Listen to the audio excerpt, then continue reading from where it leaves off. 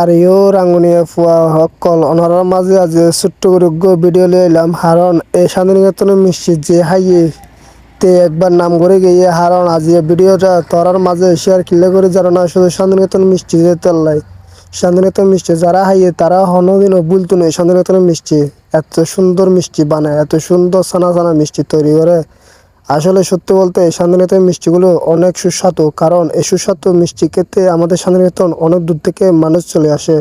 সেজন্য আজকে ভিডিওটা সবার মাঝে শেয়ার করলাম। অবশেষে আমরা শান্তিনিকেতন চলে আসলাম মিষ্টির দোকানে। তখন ঢুকতেছি, এই যে আমার মিটন দাদা ভাই আর সঞ্জিত দাদা আর ছোট্ট একটা ভাই, এই সাথে সাথে আমার সজীব কাকু, তো সবাই মিলে আগে ঢুকে গেছে মিষ্টির দোকানে। তারপর আমি মিষ্টি যেখানে তৈরি করে সেখানে গেছিলাম। তারপর এখান থেকে বের হয়ে এই যে মিষ্টির দোকানে বাদ দিয়ে বের হয়ে ভিডিওটা করলাম শান্তিনিকেতন মিষ্টির দোকানের সামনে।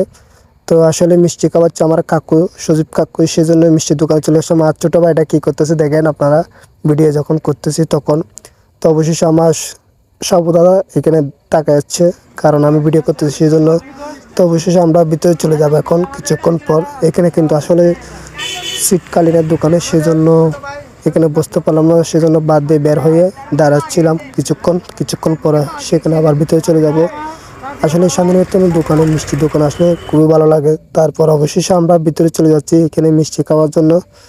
তো যারা মিষ্টি খেয়েছে তারা উঠে গেছে, তো সিটগুলো খালি হয়েছে। তারপর আমরা মিষ্টিগুলো অর্ডার দিয়েছি। মিষ্টি অর্ডার দেওয়ার পরে নিমকি আর মিষ্টি দুজনে এত ভালো লাগে দুইটা খেতে, কারণ এত সুস্বাদু মিষ্টি, ছানা মিষ্টি। কখনো যারা খাইছেন তারা কখনো নাম করবেন। আসলে যারা এখানে শান্তিনিকেতনে এসে মিষ্টি খেয়েছেন তারা সবসময় একটা নাম করবে, শান্তিনিকেতনের মিষ্টিগুলো এত কেন সুস্বাদু স্বাদ আছে এটার ভিতরে, সবাই এটা চিন্তা করে। কিন্তু এটা তো অরিজিনাল ছানায় মিষ্টি, এটা সবাই কেউ জানতো না। তো সেজন্য ভিডিওটা শেয়ার করলাম।